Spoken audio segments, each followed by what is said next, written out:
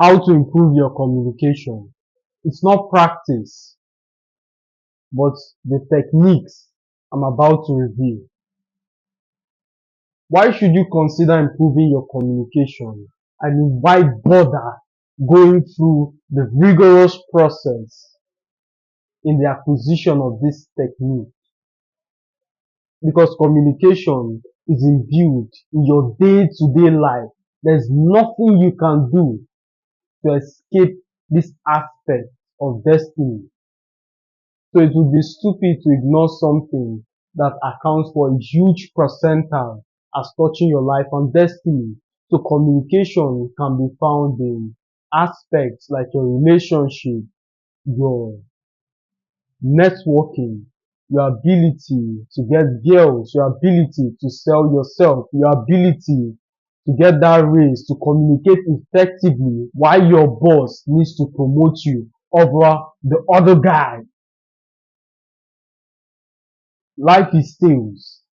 Selling your family on your idea, on your goals, selling the business, selling yourself in a relationship, selling yourself to friends and why they should be involved with you. So of course, the professional selling itself. If everything is sales, you might as well be good at it.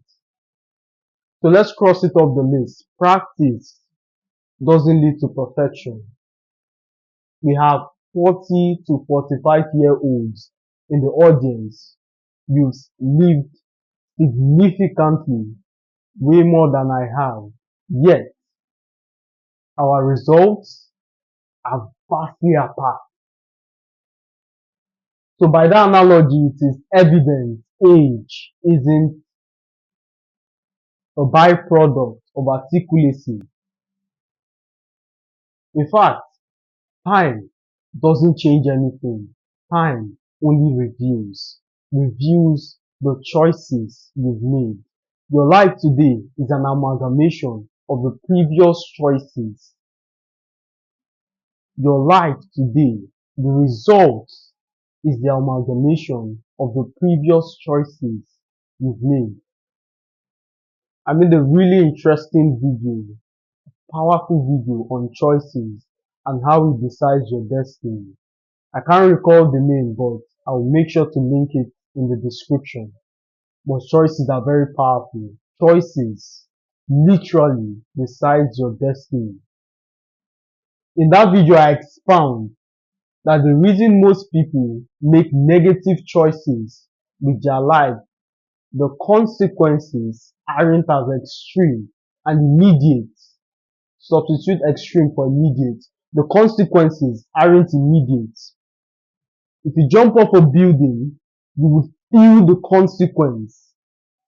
Conversely, living a hedonistic life, being purposeless, wasting your youthful age. My friend, if you're 20 to 25, you're in your prime years, strong as an ox, the best thing you can do is to live a life of purpose, discipline, and stoicism. There are capacities you need to build at a very young age. That's why when Elijah slept, the angel had to tap him. He said, eat, for the journey is far. The same thing with you, my friend. You have to eat, for the journey is far. There are so many things I accomplish unconsciously without coming to the knowledge. The ease in which I experience is not just my reality, it's not a result of serendipity, it's not a result of chance. These are consequence of hard work, discipline, persistence, the ability to stand alone, regardless of the consequence. You see, if I walk up to a lady to say hello, how are you today? I'm XYZ, introduce myself, make her smile, the conversation goes smooth. To me, that's common sense. You can't walk up to a lady. What the hell is wrong with you? So to me, the reality of walking into a room, being bold, confident as hell, pitching my idea in a very concise and convincing way. It's common sense to me. Unfortunately, that is the struggle of the average man.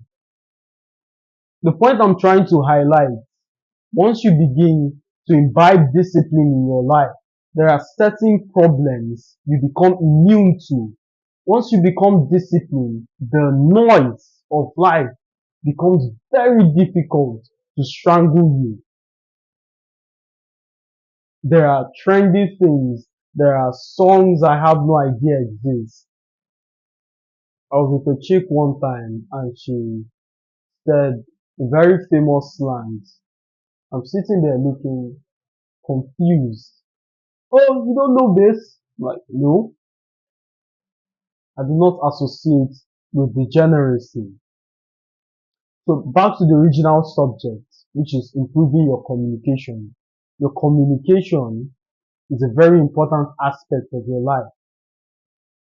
Improving your communication doesn't solve the problem you're seeing. There are several other obstacles you would contend with. So developing this skill rather at a very young age would prove beneficial. Listen very carefully. The smallest things, I've taught it in this house, I've taught it in this family, that the smallest things carries the weightiest impact. The smallest things carries the weightiest amount as touching your life and destiny. Improving your communication as touching the example I just highlighted, which is getting a raise. Getting a raise means increase in quality of life. You can lay more investment. Everybody within your circumference, their quality of life improves. The quality of life improves. They meet better people. They meet better people. Their life improves even the more. You meet a better spouse, which leads to a happy home, which contributes to the longevity of your lifespan, all resulting from one small decision. One decision can cause a ripple effect across your life. So do not downplay communication. Do not downplay the small aspects, because the easiest things are generally unappreciated. Unfortunately, life is filled with hidden contradictions. The road to hell seems like heaven. The road to heaven seems like hell. Your limbs, of which you consider trivial, cannot be replaced. If you lose them, you will forget about money, you will forget about all externalities and focus on the missing limb. Yet, you have them, you do not give thanks, you do not appreciate the idea of having complete limbs.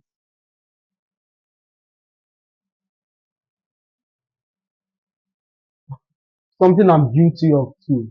Anyways, the point I'm trying to highlight is the point that remains consistent. The smallest things carry weight as touching life and destiny. So do not ignore what you consider trivial. Do not trivialize impact. Do not trivialize your communication. One of the ways to improve your communication is to journal. Now, before you shut down, I'm very certain you've heard this across various videos. That in and of itself shows your desire of persistence. That in and of itself shows your commitment to improve your communication. In fact, I commend it.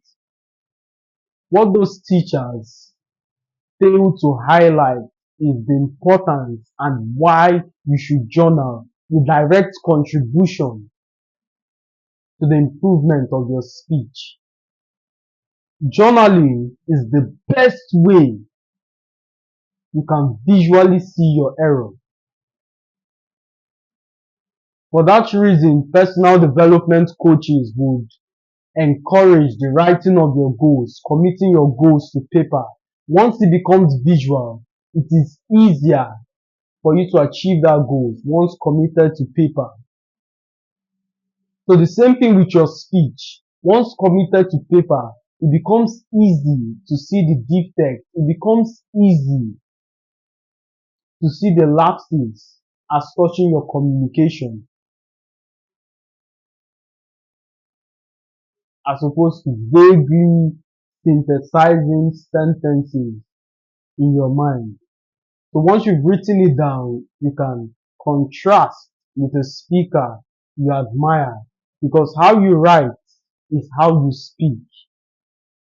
Your writing is an accurate capture of your speech.